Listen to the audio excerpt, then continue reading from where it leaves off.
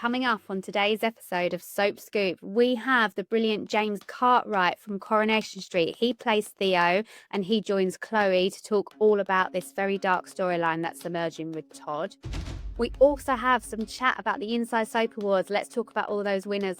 And we're also going to dissect the aftermath of the John drama in Emmerdale and Robert having a secret husband. But first, here's this week's exclusive clip from next week's Coronation Street and our chat between Chloe and James Cartwright.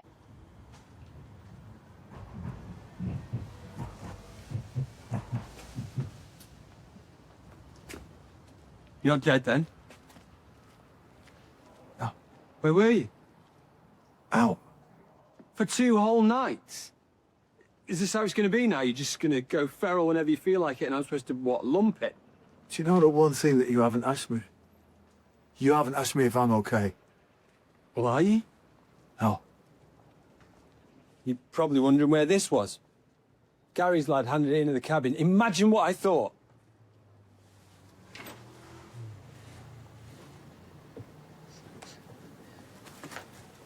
So that's it then? What's his name?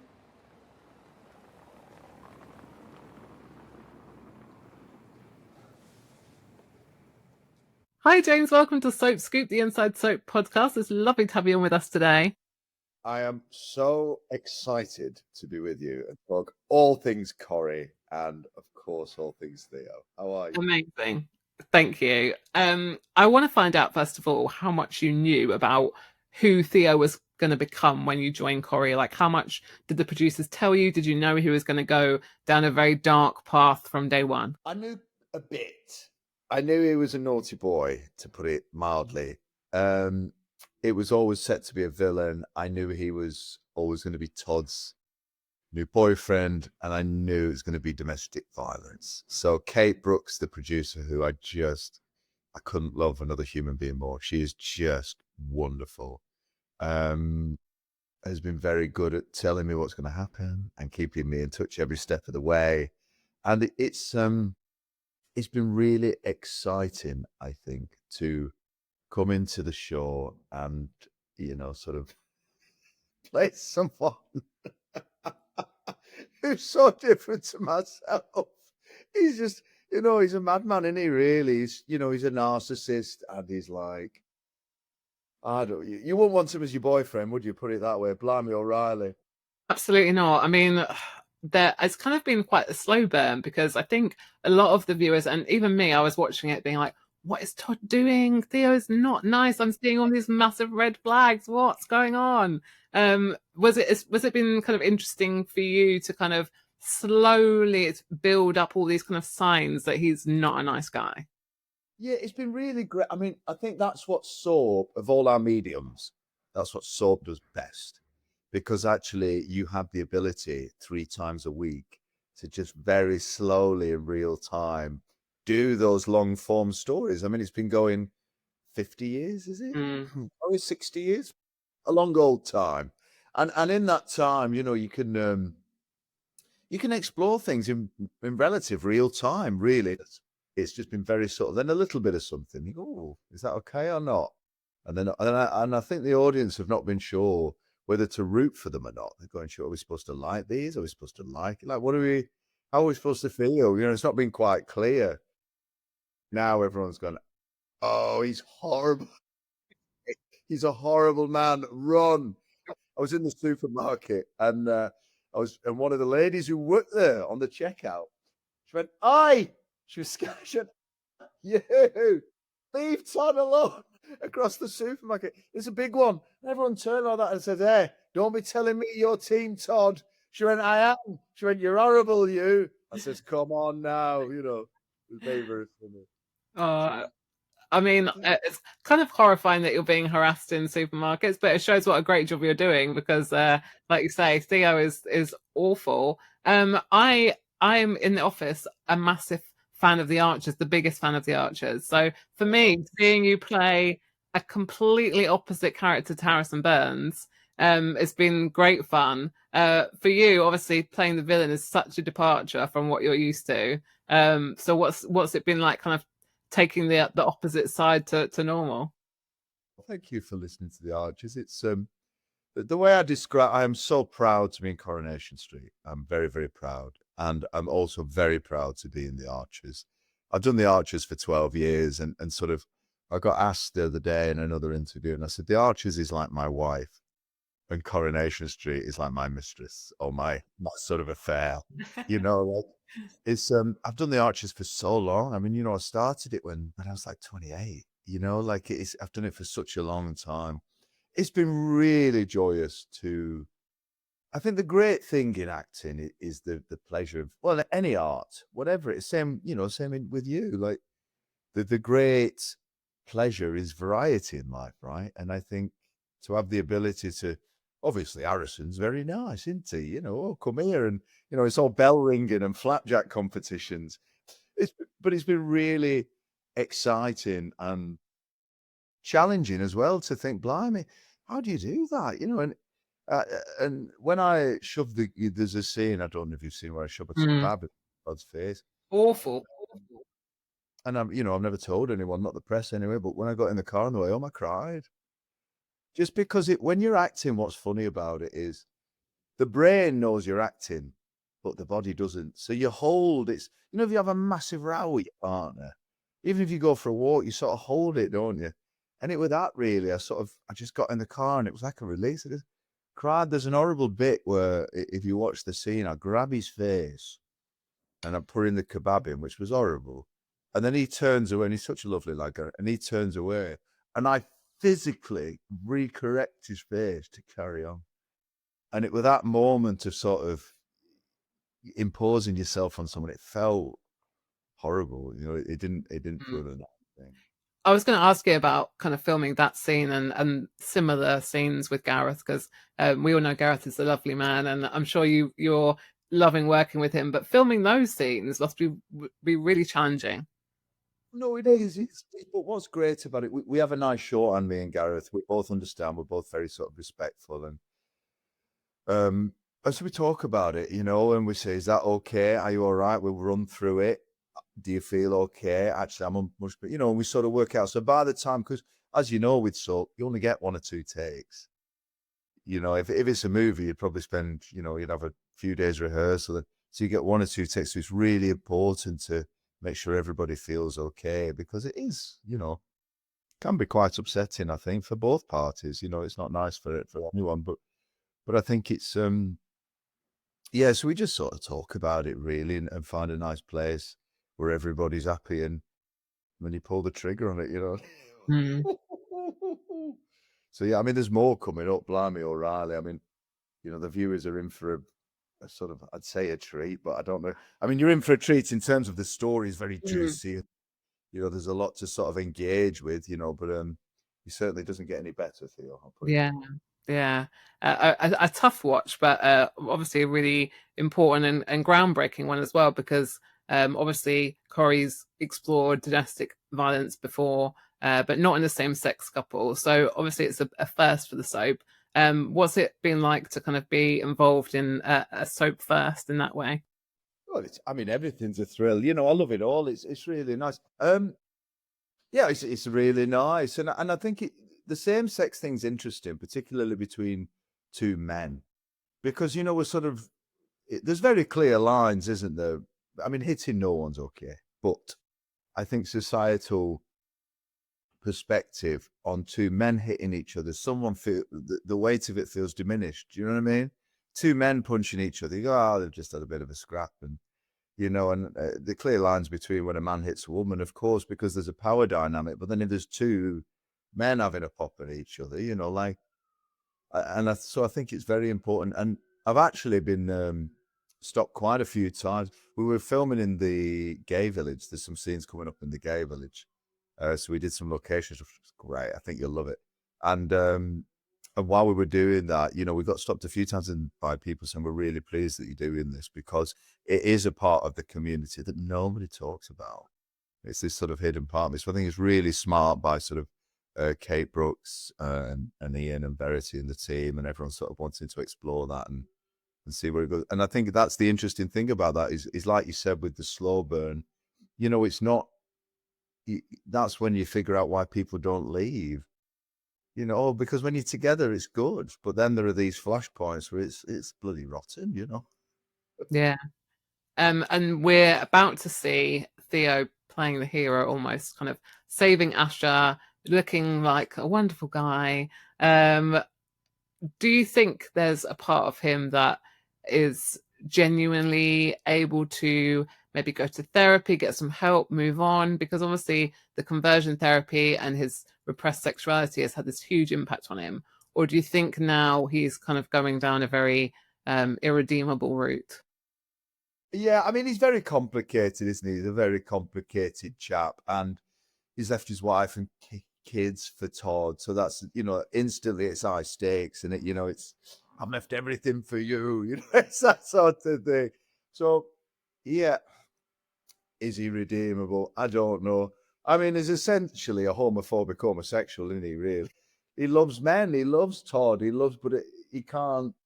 He can't marry that with how he feels the shame and all that inside of him, you know. And it's quite interesting, really, in the story. You know, he never hit his wife. He never hit Danielle. So I think that's quite interesting. That it tells you a lot about how it is about feeling shame or whatever those things are. As you know, as a man who's trying to live, you know, in a same-sex relationship, it's it's not been easy for him. Can he be redeemed? Don't know. I mean, you know, I believe anyone can be redeemed given time and space, but I think the way things are going, I won't want him as my friend, put it that way. The way he is at the moment, No. I won't want him with my son. And he's got this really horrendous hatred of Billy, and he sees Todd and Billy together again this week coming up. Do you think he's actually worried that something's going on between them, or is it all about control and isolating Todd? I think it's a very good question. I think it's a bit of both. I think he's a jealous man because also he's put all his eggs in Todd's basket. And like very often when people do that, you know, they lock in, you know, and they can't have anybody. And it's his ex-boyfriend. It's the ex thing. The ex thing's tricky.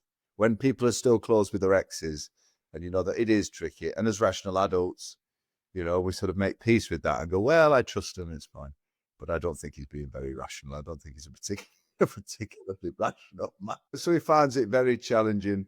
And Billy, you know, he's always sticking his nose in, and he's here, there, everywhere. I'll do this, I'll do that. How far is Theo going to go to keep them apart? I think Theo will go as far as he has to. I don't think he's a premeditated man. I think he's a man of emotion. I don't think he's a sort of a mastermind in any way. You know, he's a scaffolder who's chaotic and in love and a clear narcissist. I think there's all of that. So I think, but it wouldn't bode well to cross him, put it that way. I wouldn't have thought so. What do you think he feels for Todd at this point? Is it love? Is it control? Is it kind of a mixture of the two? What do you think? I think it's love. I think he loves him so much that the control comes out of that, really. Again, like I said, I don't think he's like a criminal mastermind. I just think it's, oh my God, I love you so much. Don't you go anywhere. Don't see anyone. I just need you here. I think it's that, really. I think that's, for me, I don't know. Other people might have other opinions, but I sort of think it's that. It's that sort of obsessive love of just, and the control comes out of that, you know, the fear of don't go anywhere or don't see them or why would you do that? You know, I think there's a lot of that going on, you know. Do you have to, when you're on set, is there a point where you have to kind of get in the zone of Theo? Is there anything you do to kind of embody his character, or do you kind of, are you very good at just switching on straight away on set? It depends what it is. I think that the heavier stuff, the beating and all that sort of thing, you know, the domestic, I have to take a minute to just, because it's not like me at all. So I have to just, I take myself off and have a little think about it, and I'll get into that place, and then I sort of stay in it then until the scene's over, because I can't click just in and out of it, because it isn't like me. You know, it's not easy to just go, hey, hi guys, hi, and they go, get you, hey, hi. So I can't do that, you know. So I sort of stay in it for them bits. But then when it's over, it's gone into it, you know, it's not real. Yeah. Unless you're crying on the way home, unfortunately. Yeah, well, that's it. And you feel tension, you know, but particularly shouting at someone. you've had a massive row with a partner, a family member, and you sort of feel tense. I get that a lot, Spend a lot of time telling people, which is funny, really. Everyone's so lovely. I can't stress enough how lovely everybody is at work. And that's why this feels from everybody, top to bottom, sound, art department, costume, makeup, everyone is so lovely. So it's such a nice, bubbly, fun place to work. So it makes it, when you're doing things like that, it's fine because everyone's always got a little word or a joke or a little quip to make you laugh, Yeah. And on that note, is there anyone that you'd like to see Theo kind of go toe to toe with? Ooh. Be nice if he went toe to toe with another sort of villain, wouldn't it? Yeah. I'd quite like that. His match with another sort of alpha male, that'd be quite interesting. Yeah. You want some there, Chloe? Get that written. Get it into Kate Brooks. We've had an idea. I think that'd be one. Someone that sort of met his match would be quite interesting to go ahead, like two stags going head to head, wrestling for territory of the cobbles. I quite like that. Yeah, I don't know. I mean, it's that'd be quite fun, I think. Yeah, I mean, there's certain people who maybe could suss Theo out. I mean, we've seen certainly Christina has been onto him a little bit. Is there anyone else on the street that you think, they could be someone who Theo needs to be a bit more careful around? I'm thinking someone like Sarah. She could potentially be someone who is onto him. Sarah's smart. Summer's not daft. Yeah. Sarah, Summer, Christina. I think we're all right with George for a minute. I think. Oh, poor George. Yeah. No, absolutely. For a minute, I think he takes as he finds. He is rolling. If Todd's happy, he's happy, sort of thing, Yeah. But yeah, I think that. I mean, Billy. Obviously, I think Billy. He's no fool, is he? I think he's sort of wising up that something's not right. I think there's a few people that could potentially. I mean, even I had some lovely scenes with Gary. I mean, Gary's not daft either, is he? I think Gary sort of sensed that he weren't everything he thought. Even though they got on as mates, I think he sort of sensed there might not be something right with him. Yeah, I think he saw a flash of that dark side, but then So I think he even said, didn't he, to really when she went, "What's up with him?" I don't know about him. So I think it's like anybody like that, isn't it? They can only put an act on for so long. Yeah, definitely. Have you got a scene that stands out in your mind as one you really enjoyed filming this year? I know you've obviously had quite a lot of dark things, but has there been a scene where you've really enjoyed doing it? Well, that's a lovely question. Thank you, Club. There's been a few. There's been some of the big group ones. I mean, we did Dev's stag do in the Yeah. in the Rovers, and it was like I love Jimmy. I love him so much, and also I love him. I mean, we don't have many scenes together, but we hang out. And he's hilarious. He's hilarious. I love him. Jimmy, who plays Dev, and Simon Gregson was in that, and they're nice, those scenes, because very often in my story, I love working with Gareth, but we spend all that time. So for me, those big scenes are great because he's sort of, and they're funny, and they feel like school trips. That was great. There's stuff coming up on Canal Street. That were really good, because we're on location. That felt like a school trip. Yeah. We're really fun. Quite a few. I mean, they do that sort of joyous energy very well, I think, Corrie. Yeah. Get a big group of the cast together on this big occasion, and it feels fabulous. Yeah, I mean, one of my favorites recently was the kind of karaoke. I think it was the drag night in the Rovers. Theo was not a fan, but it was a great moment. Yeah, I agree. That was another one that were fabulous. Yeah, the big drag night. Yeah. All of those big ones are really, really fun. And it also, you never don't feel the power of being in the Rovers. Yeah. Do you know what I mean by that? There's never, you're sort of doing it, and then every so often you go, I'm signing the Rovers. And the Rovers is a funny environment. Well, all of Corrie is, but the Rovers particularly, because it's the familiar unfamiliar. I know where the jukebox is, but I'd never been. I know the shape of the bar. I know there's 3 booths. I know where the darts but I'd never been. Do you know what I mean? Because you've watched it for so long and it's not changed at all. So you do find yourself sort of going, I'm in the Rovers. You know, like last night we did a scene. We were on a night shoot, walking down. We'd finished. It was quite late, and I was walking down the Coronation Street on my own at night, the only one. And obviously we're doing Christmas stuff at the minute, so it was all twinkling with Christmas lights. Bloody hell, I'm walking down Coronation Street. Like, it's a surreal sort of thing because I was on my own. You know, it's fabulous. You know, it's a fabulous, fabulous thing to be involved in and a part of. And even though I'm a very minor brushstroke on the beautiful big canvas that is Coronation Street, it's a real privilege. Yeah. Yeah. So what can you tease that's coming up for Theo? What are you allowed to say that's on the horizon? Chloe, look at you dragging it out. No, stop, carry on. I know you to spill all the secrets, so what can you tell us? You spill everything, you. I know what you're up to, Chloe. You spill it all. Trust me, says the fox to the chicken. Eh? Well, let's have a think. What can I say?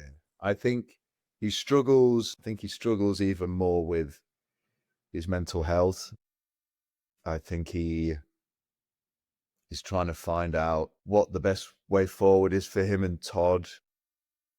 And I think that what he feels is the best way forward and what's best for Todd might not be best for Todd. I think keeping it vague there. That's good teasing. I have to. I think I'll get a call tomorrow. What did he say? But I think that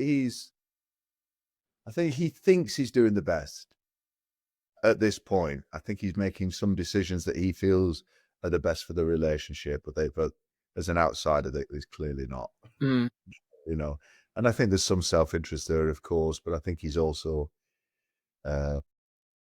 trying to do what he thinks is the best for his relationship. You know. And my final question now. So soon. I know. Obviously, soap villains have to get their comeuppance at some point. Yes. And it usually goes one of two ways. Either you're going to face justice in the traditional sense, or it's going to be soap justice, which is normally dramatic death or something like that. If you could choose, what would you choose for Theo? Oh, gosh. Do you know, I better not say that. Okay. Because I've sort of got an indication. Right. But what I will say is this. Opinion about what you would like. Well, I mean, I think so. Soap is a very moral medium, right? It's a very moral medium. Is that if someone does wrong, it either has to come out or they have to get payback. And I think you know, the juice is in a Corrie's own brand of justice, right? You can't deny that, rather than the legal system, because actually, you know, there's a layer of fantasy in Corrie's own brand. I mean, you know, like I think Mikey North, who plays Gary, obviously he's my pal, you know. I said, how many people have you killed, Mikey?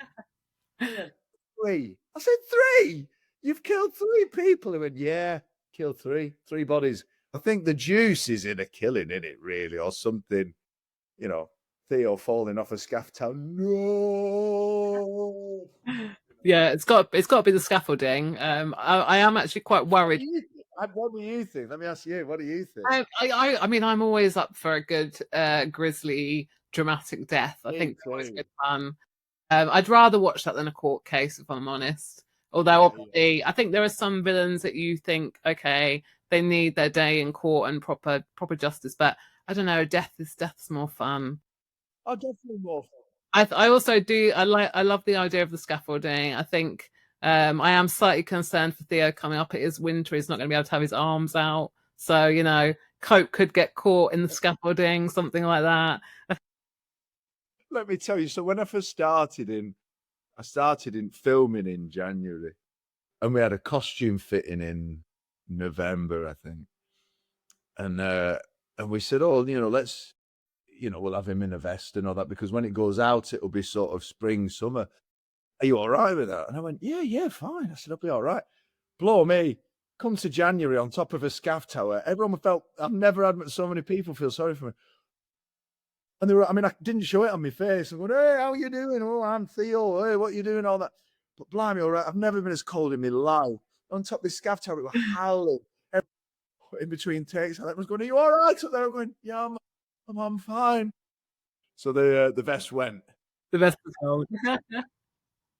But yeah, I think so. I think, you know, murder and death, and there's something very sort of Roman about, or like, you know, what am I trying to say? There's something very juicy and sort of classical civilization about someone getting the comeuppance in a brutal fashion. An eye for an eye.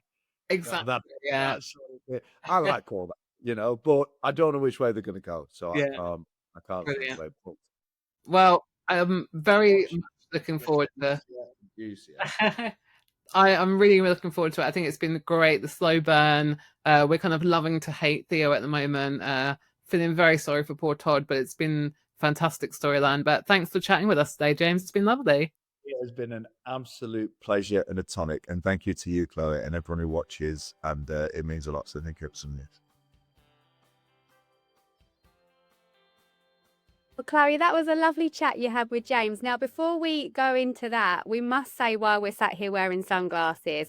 Now, we, of course, recorded this in advance of the Inside Soap Awards, which happened last night. Or if you're listening to this at midnight, we've still got our dancing shoes on. But we're wearing these sunglasses as a nod to our future selves, who will no doubt be struggling today. Am I right about that, Chloe? Suffering, so much suffering, mainly the voice area. There's always a lot of chat at the Inside Soap Awards, a lot of interviewing. So yeah, feeling it today. Well, we're not going to wear the sunglasses for the whole time, people, because we do look like idiots, but we just thought that might be a bit of fun because, yeah, we're going to be struggling by the time we roll around to Tuesday. But yes, the Inside Soap Awards, it was a great night for Corrie. Swarla getting Best Partnership and Vicky Myers getting Best Actress, which I think their fan base have been campaigning for a really long time. So were you pleased with that result, Chloe? Yeah, really thrilled with that. I mean, Vicky's been fantastic. And even though the voting closed before the Becky stuff happened, I mean, I think she's really shown since then what an amazing actress she is. But even before then, I know the fans are like fully behind Vicky. And of course, Swarla. They've had a really great year getting together. They've amazing chemistry, lots of drama coming up. And I think that we'll really see the kind of best of them as a partnership. So yeah, really, really well deserved, I think. Well, a little sneak preview for any Swarla fans listening. We do have a winners interview with both Ali and Vicky coming up in a future magazine coming to you very soon. So please keep an eye on for that. It's a gorgeous interview, some really lovely answers and some things that I think you're going to want to hear. So that was really good. And someone else, Chloe, you were telling me you were really thrilled for was Laura Doddington winning Best Newcomer. Yeah, oh my goodness. Nicola EastEnders, incredible character. Like, she's one of these, I mean, Newcomer, you've got to make a great first impression. I think she came into EastEnders, all guns blazing. I kind of think she's like an icon status already. I just think she's brilliant. And I was really thrilled for her because, you know, like every category, it's such tough competition. But I just think she smashed it, and I'm really excited to see more Nicola. She has like some incredible one-liners. Like, what an amazing role to be playing. Yeah, absolutely. I think I can't remember the last time that a character came in. Actually, I can. Ruby from Emmerdale came in and made a really big impact very immediately. But I feel like Laura as Nicola has done exactly that in EastEnders as well. So very well deserved. And my other favourite, I must admit, was Emmerdale picking up the award for Best Showstopper for the Limo crash. I don't know if I've shared this publicly. I must have done at the time in the magazine actually, but I was really lucky. I went to watch the behind the scenes filming of the limo crash up on the set, and it was so impressive because they dug a massive hole in the car park kind of behind the set where the hide is, and they filled it with water and then covered it in wax to create the illusion of ice, which was just so clever. And the amount of time that went into that episode, or those you know, it spanned over 2 weeks, didn't it? Was just extraordinary. And I think, you know, if anything, you know, the cast involved were absolutely brilliant, and we had to say goodbye to some much loved members of the show, but equally that's an award for the crew, because I don't think until you see how much work goes on behind the scenes that you can truly appreciate how much work goes into something like that. Yeah, I love those episodes. And in fact that as soon as they were released, I was watching them at like, you know, 7 o'clock in the morning. They were just must-see TV. And I mean, absolutely heartbreaking. I did sobbed my heart out when Amy died. But yeah, really impressive stuff. Kind of top tier soap for me. Yeah, absolutely. Well, we've got all the gossip coming up from the Inside Soap Awards in the magazine on sale next Tuesday, and then we even got another magazine after that. We're rolling out all our content over 2 weeks because we've got so much of it. So please be sure to pick that up. But back to what's been happening on screen. Chloe and I really wanted to talk about what's been going on in Emmerdale, with John running off to Rotterdam, Caleb forced to let him leave, Kane furious and is now on his trail. But what's more, just as Robron thought that things had maybe just simmered down, Robert's got a secret prison husband. Yeah, I mean, you couldn't make it up, could you really? It's wild. I mean, I think at the moment with Emmerdale, it's like you cannot guess what's going to happen next. Every time, I mean, I know a lot of fans think that we know like every single detail of every single episode that's coming up, but I assure you, Emmerdale are very good at keeping their secrets, and we will open the document that says what's happening next, and we are shocked sometimes, like what is going on. But this secret husband thing has kind of blown my mind. I mean, you know how much of a Rob Ron fan I am, so I am kind of like not thrilled about it. I mean, we all know Aaron and Robert are going to be okay in the end, but the journey to get there has just become 10 times more complicated. Yes, absolutely. I mean, from watching Monday's episode that's literally just been on the telly, Kev, I mean, he's obviously helped Robert out in prison and protected him, and Robert's repaid him with marriage. But As you do. as you do, yeah. While the love of your life's back in Emmerdale marrying your killer brother. But yes, but I sense that Kev is a volatile character who could just turn on a sixpence at any minute. So I'm not going to lie, I'm quite worried for Robert and Aaron. But also what I'm really enjoying is clearly the return of the old wily Robert Sugden, who can sense cash, because Kev has allegedly got 6 months to live. I don't believe that that's true. I don't think he's dying. See, that was my theory, but then I thought he's on day release, okay? Surely he's had to have some sort of test done, some kind of proof that he's dying, but it would just be Robert's luck to be lied about the cash, or be lied about his husband having 6 months left to live, and he's gone to all this effort to keep it secret, only to find out that Kev's surprise, I'm not dying after all. Yeah, I mean, I love a bit of the old scheming Robert. I'm slightly sad that it does mean that he's gonna break Aaron's heart in the process, because he's lying at the worst possible time. Aaron's just gone through this like heartbreaking, awful marriage to another liar, and now he's got, like you say, the love of his life lying to his face. That, well, he doesn't even know he's lying. But yeah, it's more drama. I'm excited to see how it's going to pan out. I am worried, but I am hoping to see Robert in a bit of danger, because we've seen Aaron in danger recently. Let's have the roles reversed. I think that's what we need next. Yeah, but if Robert's in danger, how's he going to cope, Chloe? Because we spoke about this before. He's rubbish in a fight. Yeah, but Aaron's great with his fists, so... Yeah, but Kev is really big and tall. He's former EastEnders star Chris Coghill. Like I worry. I don't know. He looks to me like he could be a scary piece of work. Yeah, you're right, actually. And Chris never plays nice guys, I don't think. Well, I certainly haven't seen any nice guys that he's played. So I am truly expecting Kev to be awful. But I'm kind of intrigued, like, is there going to be more to this backstory? Are we going to hear more about kind of Robert's time in prison? Because so far, we know he's, like, obviously had, like, PTSD, nightmares, people beat him up. And he sort of hinted with Joe that he was a bit of a lackey. So I'm kind of thinking, is it going to be there's more to this Kev stuff than we first think? Obviously, there's loads to unpack here, and there's loads more to come. But yeah, it's exciting. I look, Rob Ron fans, I'm with you. I feel your pain. We'll get through this together. I know. I love that Chloe's like a diehard Rob fan. We've talked about this many a times, and she always comes out fighting for them. So trust in our Chloe. Yeah. Don't listen to me.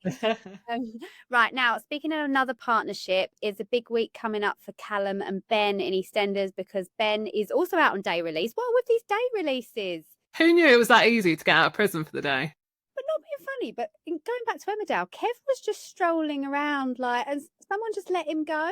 There was. And also, I don't know whether this just shows you how diehard I am. Okay, Robert was sent to prison in the Isle of Wight. So has Kev come from the Isle of Wight, or is he just? I don't know. I don't know, but these prison guards, I don't really. I mean, I know Ben shows up in handcuffs, but Kev was, as far as I was concerned, Kev was out of jail because, yeah, just being left to run around. But yeah, so Ben is coming back.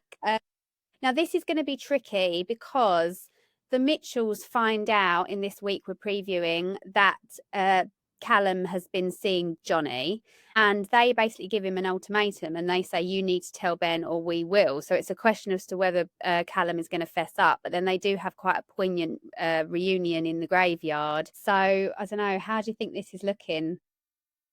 My gut instincts say not good for Ballum, because I feel like and I I'm hesitant to say this because I know no one wants this, but I think Callum is really into Jonny, and I think that the feelings there are pretty strong, and I feel like they must be for him to be even considering kind of fessing up to Ben if that's what he has to do. And as far as we know, Ben is not coming back in the near future. So is it possible that this is going to be the end for them? Is he going to end up telling Ben, and that could be this kind of really awkward moment and at this funeral? I don't know, but it doesn't feel like it's going to be kind of a happy event. I mean, I know we've seen pictures where they share a kiss, but I'm wondering whether that's going to be almost like the happy moment before it all goes badly wrong.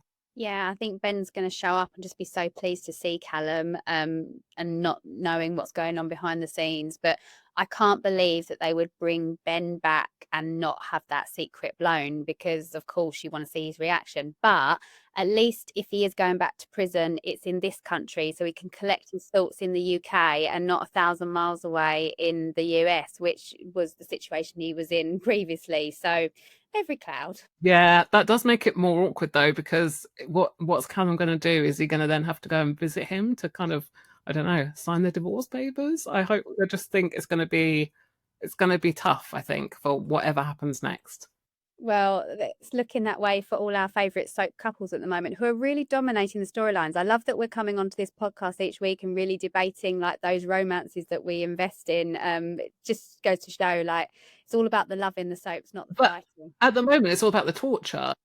Every fan couple is suffering, and all the fans are weeping on a daily basis. It's just, I mean, we're coming up to Christmas. I feel like we're all owed a bit of love and romance, so the soaps need to put it out of the bag somehow, I think. Yeah, absolutely. Well, we will see what is going to come up for all those storylines. Thank you so much for joining me and Chloe today on the aftermath of the Inside Sofa Wars, which we can bring you even more gossip on when we catch up with you next time. But please don't forget to like, subscribe, comment. We want to hear from you. It's podcast@insidesoap.co.uk if you'd like to share any opinions, and we can answer your questions and give you some shout outs. So thank you very much for joining us, and we'll see you next week.